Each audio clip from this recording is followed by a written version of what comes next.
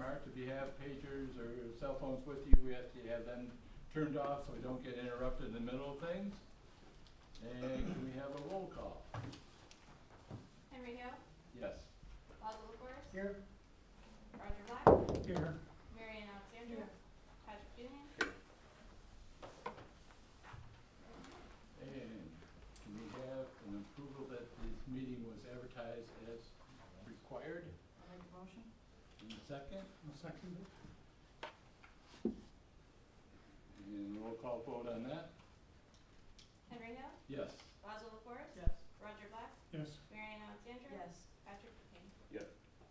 And Let can the we have, record reflect that myself, Brett, and Alan are here too.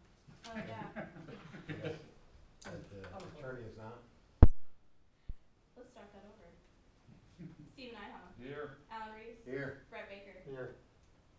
All right, now moving on. okay. And can we have a motion to approve the meeting of October 8th? Shall I make a motion? And second that? Somebody? I'll second it. And roll call vote on that? Henry Hill, Yes. Basil LaForest, Yes. Roger Black, Yes. Marian Alexandra, Yes. Patrick Duhan. Yes. And we go to old business with Steve. The first old business is only, they are not going to be heard tonight. It's at the request a 30-day extension. I'm going to say the last name incorrectly, Karen Boham, for appeal number 2324 and 2325. They did not get any new info to us, and they asked for another 30-day extension for their project for horses in a residential district. So if anybody's here for that, they will not be heard tonight. So, do we want to, we have to do two different appeals because of two different appeal numbers here. So anybody want to make a motion that we give them a 30-day continuance? I'll make a motion. A second? Before you motion second, I would recommend that when you do, since this is their second extension, This is it. that you make it, this is it. If they don't make it for the next month, they're done, they start all over again. Since you already gave them a 3-month span already. Right, okay. And somebody said yes, I think. Yeah, I did. Okay. And I second. And a second down there and What's the roll motion call. for it? Next continuation for 30 days. 30 days and Yeah, that's yeah. it. And show of hands on that, and then a roll call vote? Henry Hill, Yes. Basil LaForest, Yes. Roger Black, Yes. Marian Alexandra, Yes. Patrick Duhan. Yes. And then appeal number 2325, which will be the second portion of continuance. Somebody? I'll make the motion. Second. And show of hands on that. And a roll call vote? Henry Hill, Yes. Basil LaForest, Yes. Roger Black, Yes. Marian Alexandra, Yes. Patrick Duhan. Yes. And then we can go on to new business. Appeal number 2336, Leslie Nichols. Mr. Trim, Yes. you'd like to step, are you representing them? Yes. Front and center, front seat, hot seat's all yours. Parcel, you come right here and sit down in front. So it's parcel 194-224.8. It's a vacant parcel on Cumberland Head. Looking to achieve an area variance request to be allowed to build a modular home with an attached 2-car garage, which doesn't meet the 50-foot total front yard setback in an R4 residential district. He encroached 6 feet into the side yard, leaving a total of 44 feet for the total side yards. Alan has the details to try to explain to you guys where this is located. Okay, Mr. Chairman, if you go out on the Cumberland Head, this is the Thomas McDonough Highway Road here. You hang a left at the stoplight, come down, it's these lots right over here on the immediate left.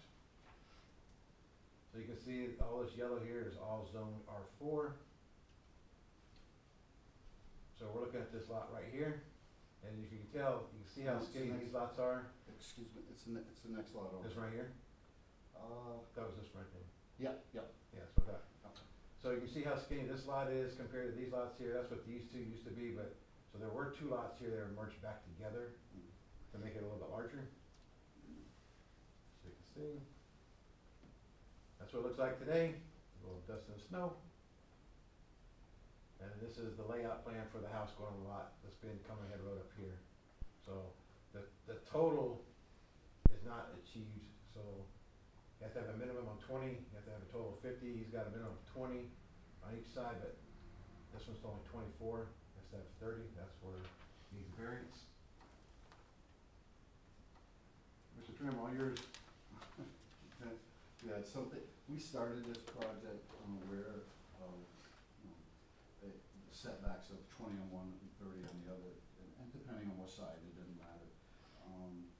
So we're about ready to order a house, and then I came in and figure out where we're putting it, and some other information. And then I was told that it was total 50 for the side yard setbacks.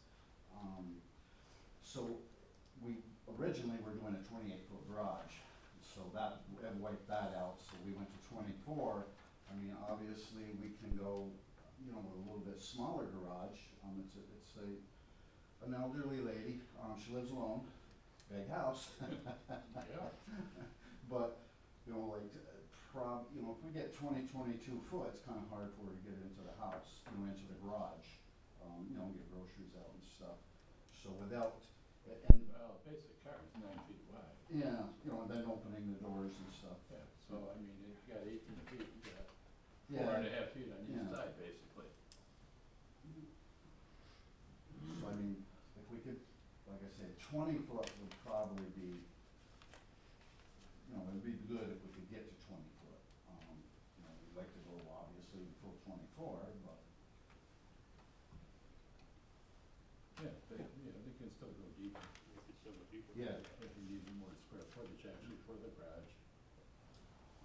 You'd have to get two variants. Yeah, cause without it, what are we, 36 or 18 now?